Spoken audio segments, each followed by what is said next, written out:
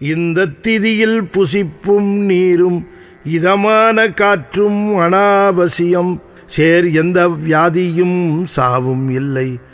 எழிலான தேகநல் வாசமும் உண்டாம்.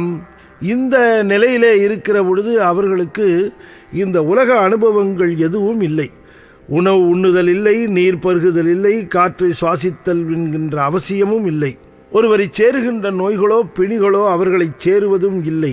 அழகான திருமேனி உடைய அவர்களாக அவர்கள் விளங்கி ஒளி வீசும் நிலையிலே அவர்கள் தோன்றுவார்கள் என்று சுவாமிகள் குறிப்பிடுகின்றார். ஆனந்தமே குக பிரம்மம் சச்சிதானந்த ஞான சதானந்த பிரம்மம். இந்த திதியில் புசிப்பும் நீரும் இதமான காற்றும் அனாவசியம். சேர் எந்த வியாதியும் சாவும் இல்லை. எழிலான தேசுனல் பாதமும் உண்டாமானந்தமே குக பிரம்மம் சச்சிதானந்த ஞான சதானந்த